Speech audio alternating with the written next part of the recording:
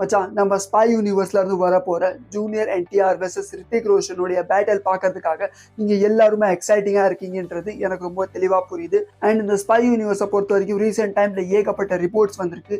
And audience எல்லாருமே ரொம்ப குழம்பி போயிருக்காங்க இதோடைய ஃபியூச்சர் என்ன அப்படிங்கிறதுக்காக. இன்னைக்கு நாம இந்த வீடியோல ஃபுல் ஸ்பை யூனிவர்ஸை டீகோட் பண்ண போறோம். ஸோ வீடியோவை ஸ்டார்ட் பண்ணலாமா? மச்சான், நிறைய பேர் என்ன நினச்சிட்டு இருக்காங்கன்னா நம்ம ஸ்பை யூனிவர்ஸோடைய ஸ்டார்டிங் பாயிண்ட் வந்து டைகர்ல இருந்தா ஆரம்பிக்குது அப்படின்னு நினச்சிட்டு இருக்காங்க. பட் அதுதான் தப்பு. நம்மளுடைய ஸ்பை யூனிவர்ஸோடைய ஸ்டார்டிங் பாயிண்ட்டு எனக்கு தெரிஞ்சு கபீர் கிட்ட இருந்தால் ஆரம்பிக்குது. ஏன்னா டைகர் 1 அண்ட் டைகர் 2 ரிலீஸ் ஆகும் போதெல்லாம் நம்ம ஒரு ஸ்பை யூனிவர்ஸை கிரியேட் பண்ணலான்ற ஐடியா வந்து YRF கிட்டேயே கிடையாது. அவங்க என்ன நினச்சாங்கன்னா ரொம்ப நாளைக்கு அப்புறம் நம்ம வந்து சல்மான் கான் கூட ஒரு படம் பண்ணலாம், அந்த படத்தில் action, twist and turns, comedy, songs இது எல்லாத்தையும் வச்சு நம்ம ஒரு கமர்ஷியல் என்டர்டெயின்மெண்ட் கொடுத்தா ஆடியன்ஸ்க்கு பிடிக்கும் அப்படின்ற ஒரு எக்ஸ்பெக்டேஷனில் தான் இந்த படத்தை கிரியேட் பண்ணாங்க. அதே மாதிரி அந்த படம் ஆடியன்ஸ்க்கும் சரி கிரிட்டிக்ஸ்க்கும் சரி எல்லாத்துக்கும் அந்த படம் ரொம்ப பிடிச்சிருந்துச்சி. அண்ட் அதனால தான் அதோடைய செகண்ட் பார்ட்டும் ரிலீஸ் பண்ணாங்க. அண்ட் அந்த படமும் ஒரு ஆவரேஜாக தான் இருந்துச்சு.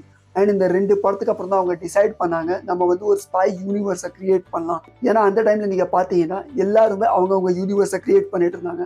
நம்ம லோகேஷனுக்கு அவருடைய LCU இருந்துச்சு. ஸோ இவங்க எல்லாத்தையும் பார்த்து நம்ம YRFும் நான் நினச்சானா அவனும் ஒரு ஸ்பை யூனிவர்ஸை கிரியேட் பண்ணலான்ற ஒரு ஐடியாவில் தான் அவன் கபீர் கேரக்டரை இன்ட்ரடியூஸ் பண்ணான். அண்ட் அந்த கேரக்டர் ஆடியன்ஸ்க்கு ரொம்பவே அதிகமாக பிடிச்சிருந்துச்சி. ஏன்னா அந்த கேரக்டருக்காக நம்ம ரித்திக் ரோஷன் ஏகப்பட்ட எஃபர்ட்ஸ் போட்டு தான் அந்த படத்தில் இருக்கிற ஸ்டண்ட்ஸ் எல்லாத்தையுமே செஞ்சார்.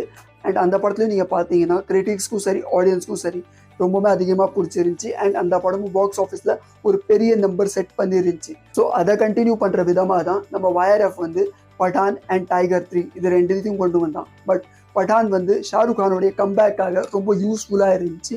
அண்ட் அந்த படம் ஆடியன்ஸ்க்கு ரொம்ப பிடிச்சிருந்துச்சி. அண்ட் அதுக்கப்புறம் வந்த டைகர் 3 வந்து ஆடியன்ஸ்க்கு பிடிக்காம போச்சு. ஏன்னா இதுக்கு முந்தி பார்த்த கதைக்கும் இந்த கதைக்கும் ரொம்பவே சிமிலாரிட்டிஸ் இருந்துச்சு. ஆடியன்ஸ் ஒரே விஷயத்தை பார்த்து பார்த்து ரொம்ப போர் அடிச்சு போயிட்டாங்க. அண்ட் அதோடைய பாக்ஸ் ஆஃபீஸ் கலெக்ஷன் பார்த்து நம்ம YRFும் கொஞ்சம் பயந்துட்டாங்க. அண்ட் அந்த டைம்லேயே அவங்க 2 படத்துடைய ப்ரொடக்ஷனை ஸ்டார்ட் பண்ணிட்டாங்க. ஒன்று வந்து நம்ம இப்போ பார்க்க போகிற வார் 2 அண்ட் அதுக்கப்புறமா ரிலீஸ் ஆக போகிற அல்ஃபா. இந்த 2 படத்துக்கான ப்ரொடக்ஷன் அவங்க அப்பயே ஸ்டார்ட் பண்ணிட்டாங்க.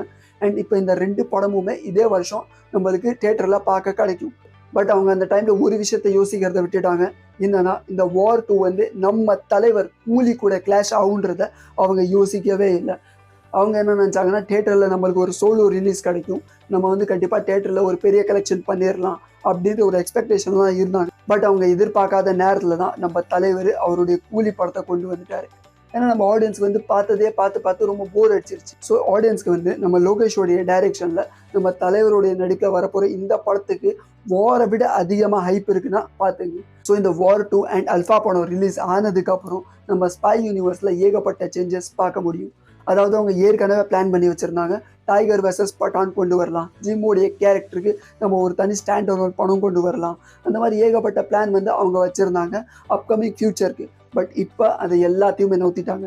ஸோ இப்போ ஸ்பை யூனிவர்ஸில் நம்மளுக்கு பட்டான் வெர்சஸ் டைகர் பார்க்க கிடைக்காதா அப்படின்னு கேட்டிங்கன்னா கிடைக்கும், ஆனால் கொஞ்சம் டிலே ஆகும். ஏன்னா இப்போ நம்ம YRF என்ன பிளான் பண்ணிட்டு இருக்காங்கன்னா இந்த அல்ஃபா படத்துக்கு அப்புறம் டோட்டலாகவே நம்மளுடைய மேக்கிங் ஸ்டைலை சேஞ்ச் பண்ணணும். ஆடியன்ஸை என்டர்டெயின் பண்ணுறதுக்காக இன்னும் புதுசாக என்ன டெக்னாலஜிக்கலோ, இன்னும் புதுசாக கதையை எப்படி ஸ்ட்ராங் பண்ணணும், நம்மளுடைய சினிமாட்டோகிராஃபி இன்னும் எப்படி ஸ்ட்ராங் பண்ணணும், அதை எல்லாத்துக்கான ஒர்க்கிங்கும் தான் இப்போ அவங்க பார்த்துட்டு இருக்காங்க. அண்ட் அதை எல்லாத்தையும் தாண்டி நம்ம ஸ்பை யூனிவர்ஸ்க்கு ஒரு புது கேரக்டர் கொண்டு வர போகிறாங்க. பட் அந்த கேரக்டர் பற்றி எந்த ஒரு விஷயமும் அதிகமாக ரிவீல் பண்ணலை. அந்த கேரக்டர் எப்படி இருக்குன்றதை ரிவீல் பண்ணல. பட் அந்த கேரக்டர் யார் ப்ளே பண்ணுவாங்கன்றதை அவங்க ரிவீல் பண்ணியிருக்காங்க. அதுதான் நம்ம விக்கி கௌஷல். விக்கி கௌஷலுடைய ஆக்டிங் பர்ஃபார்மன்ஸை பற்றி அவருடைய பழைய படங்களை பார்த்துருந்தீங்கன்னா உங்களுக்கு கண்டிப்பாக தெரியும். அவர் one of the best and dedicated actor. So அவருடைய டெடிகேஷன் பர்ஃபார்மன்ஸ், அவருடைய ஆக்டிங் எல்லாமே நம்ம ஸ்பை யூனிவர்ஸ்க்கு ஒரு மாசாக இருக்குன்றது நான் நம்புகிறேன். ஸோ இப்போ அவரை இன்ட்ரோடியூஸ் பண்ணதுக்கப்புறம் இன்னும் நிறைய கேரக்டர்ஸை இன்கேஸ் அவங்க ஃப்யூச்சரில் கொண்டு வரலாம். இதுக்கு மீது ஸ்பை யூனிவர்ஸில் வந்த எல்லா படத்தையும் நீங்கள் பார்த்தீங்கன்னா அதில் வந்து ஒரு காமனான விஷயத்த நீங்கள் நோட்டீஸ் பண்ணியிருப்பீங்க.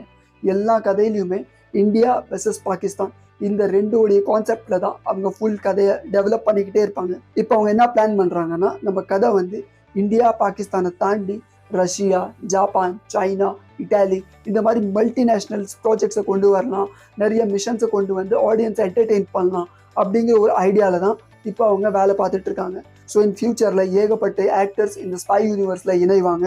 ஸோ இப்போ இவங்க எல்லாரும் ஒன்றா சேர்ந்து வேலை பார்க்கும்போது அவங்கள பீட் பண்ணுறதுக்காக, அதாவது அவங்களுக்கு டஃப் கொடுக்குற ஒரு ஆக்டர், மொத்த ஸ்பை யூனிவர்ஸ்க்கே ஒரு மெயின் வில்லன் தேவை.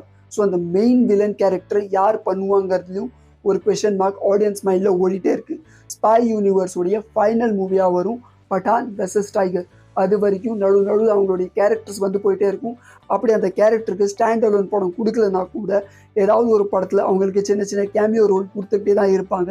ஏன்னா அந்த 2 கேரக்டர் வந்து நம்ம ஸ்பை யூனிவர்ஸில் கடைசி வரைக்கும் இருக்க போகிற 2 கேரக்டர்ஸ். ஸோ இந்த ஸ்பை யூனிவர்ஸுடைய பிக்கெஸ்ட் பிளானை பற்றி நீங்கள் என்ன நினைக்கிறீங்கன்றதை எனக்கு கமெண்ட்ல சொல்லுங்கள். ஸோ இந்த வார் 2 அண்ட் கூலிக்கு நடக்க போகிற பேட்டலில் எந்த படத்துக்கு நீங்கள் அதிகமாக சப்போர்ட் பண்ணுறீங்கன்றதையும் எனக்கு கமெண்ட்ல சொல்லுங்கள். அண்ட் இன்கேஸ் இந்த வீடியோ உங்களுக்கு பிடிச்சிருந்தா வீடியோவை லைக் பண்ணுங்கள், சேனலை சப்ஸ்கிரைப் பண்ணுங்கள். ஏன்னா இதே மாதிரி ஏகப்பட்ட கண்டென்ட்ஸ் நான் உங்களுக்காக கொண்டு வந்துட்டு இருப்பேன். ஓகே தென் பாய்.